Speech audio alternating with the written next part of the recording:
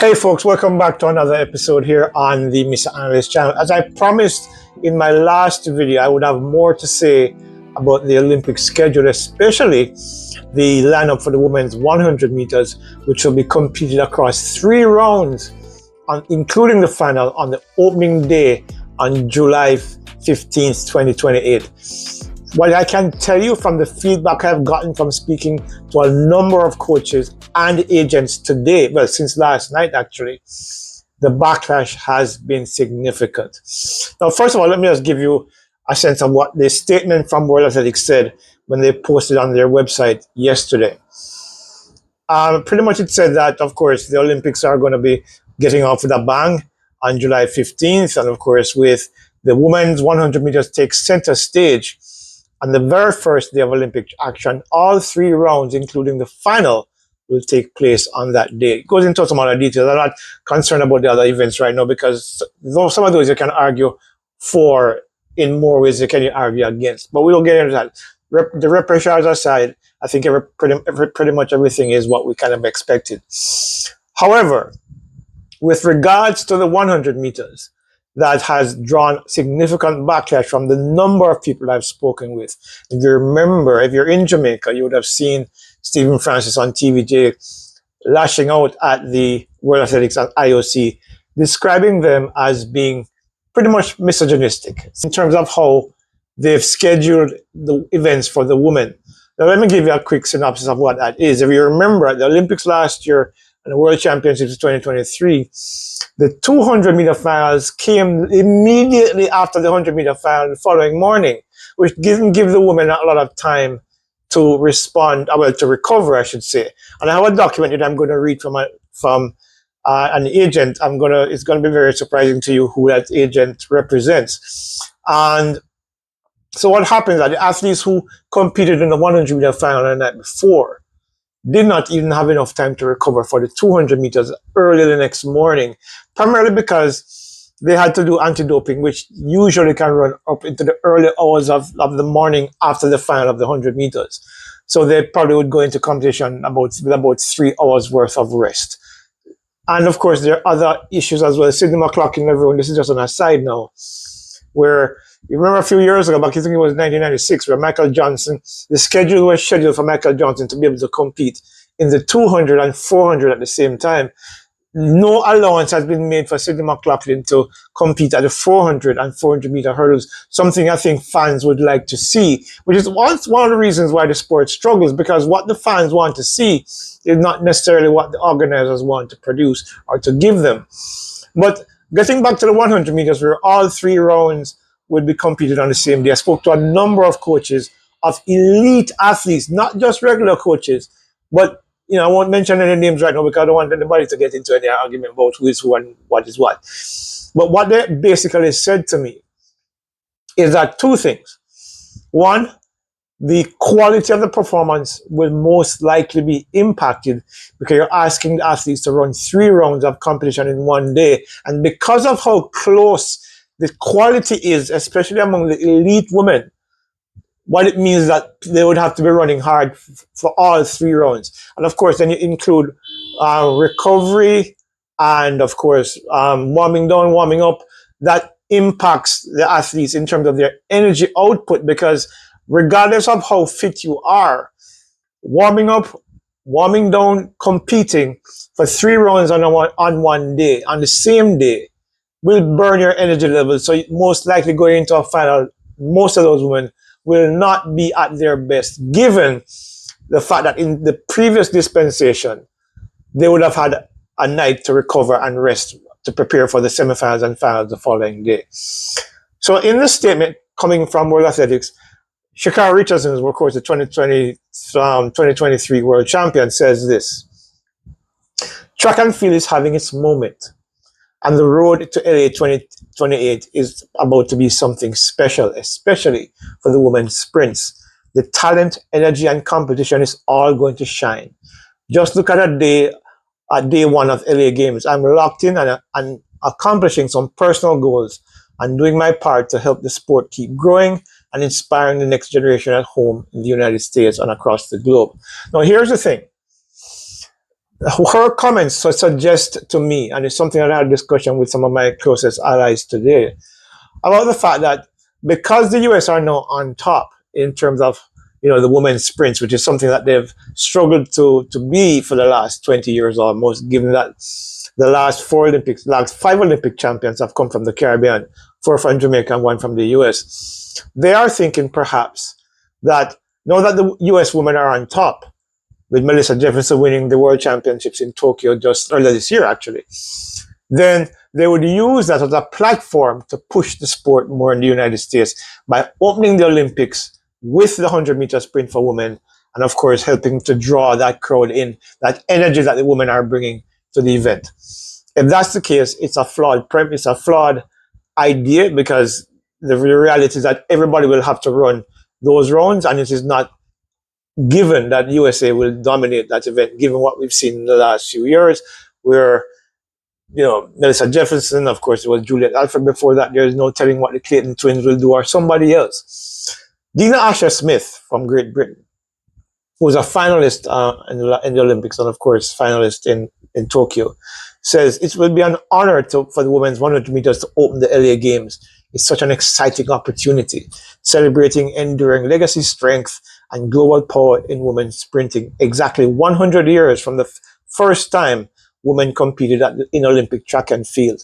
Can't wait to set the tone for what will be a thrilling and spectacular games. All that sounds fantastic. She didn't say anything about the load that she's going to be carrying all 3 rounds, because what it is what I mentioned before, where the coaches are saying it is doable.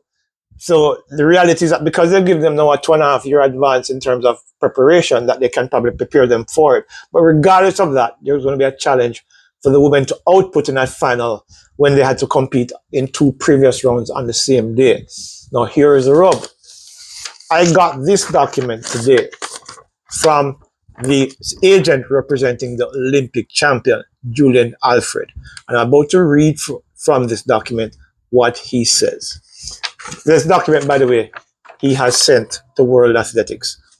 It says, I'm writing to publicly clarify why Julien Alfred will not be offering a favorable comment regarding the recently announced LA28 track and field schedule, particularly the placement of the women's 100 meters on day 1.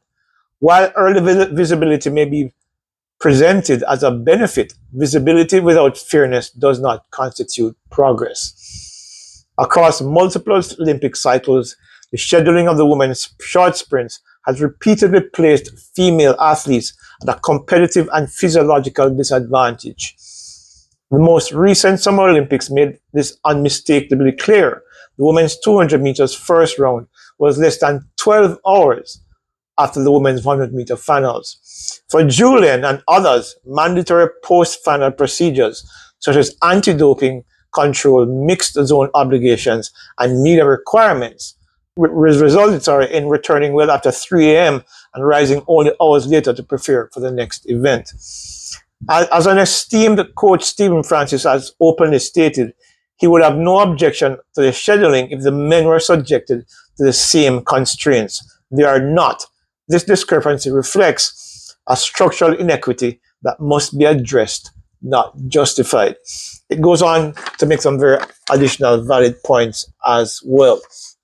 Now, what that says, and this is a big statement coming from the agent representing the reigning Olympic champion, because what this means is that, look, let me just couch it by saying this. I understand the idea behind trying to make track and field more accessible and more attractive to a US audience, because the US is a big market. But when you look at the fact that the physiological demands that you're asking for the woman to do is not impossible, well, not impossible, but it runs a risk of significant fallout in terms of performance and performance in terms of injury. Because let's say, for example, an athlete comes in carrying a needle, and they run the preliminary round on day 1, and they have overnight to recover, to get some massage, maybe some needle therapy, and then come into competition preparing for the semifinal and final. Not to mention, I mentioned the preliminary, but here's the thing. How do those women who are running the preliminary run before the qualifiers, those ladies who didn't meet the standard, but then need to qualify for the preliminary rounds, where do they compete? Do they compete in the day before the Olympics starts? Or on the day? So that means that they'd have to run 4 rounds of competition. Those who are just getting in by virtue of quotas. So those athletes will be impacted as well. To follow up on Henry Rowe's statement here, I didn't mention his name before. He's the agent representing Julien Alfred and a number of Caribbean athletes, including Anthea Charlton, who is the second fastest Bahamian woman of all time, having run 10.87 at the NCAA championships earlier this year. And what Stephen Francis said, why is it that the women are being required to do this when the men aren't? The men have a regular schedule, preliminary round one day, semifinals and finals the next day. It seems to me that the World Athletics is using the women or the female sprinters as guinea pigs. And that's not right. It's not fair and it's not justified. Because you have an opportunity, as one coach pointed out to me today, where let's say there are 4 or 5 athletes ready to run somewhere between 10.5 and 10.7. And they're asked to run those 3 rounds over one day. What you're looking at is the potential for a potential 10.5 or 10.6 now final becoming a 10.7 final or 10.8 final, because and that's what the fans don't want. They want to see the best times running a final where the best of the best go up against each other and produce the best performances. So, when you're looking at all of this, what they're trying to do is ridiculous. And of course, Janet Evans, who is on the athlete panel that said they're negotiating or discussing with athletes. I'm wondering which athletes they're talking to. Janet Evans is a swimmer. She's never run 100 meters in her life. She doesn't know what is involved. She doesn't know the energy levels that are expended during the course of this competition. And it just seems to me, and if you notice in the statement, those who have seen the statement from World Athletics, there is no mention of the athletes who they actually met and spoke with to get this idea that this would be fine for women to run 3 rounds in one day. And if that was the case, why are so many coaches who I spoke with today, so many agents who I've been speaking to from last night, so against it?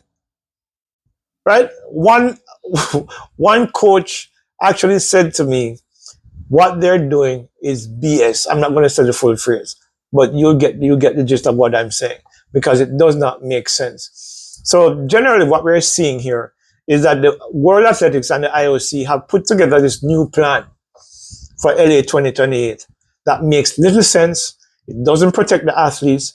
And I don't know if they're doing it for TV or whatever it is, but the thing about it does not make sense. The coaches are against it. And I'm sure over time, you will see more athletes, especially the female sprinters, elite female sprinters, come through and start speaking out against this. And I'm not going to be here to say there should be an uprising, but perhaps there should be, because these changes, while they might be done with the best intent, do not serve the best interest of the athletes. All right, so that's it from me.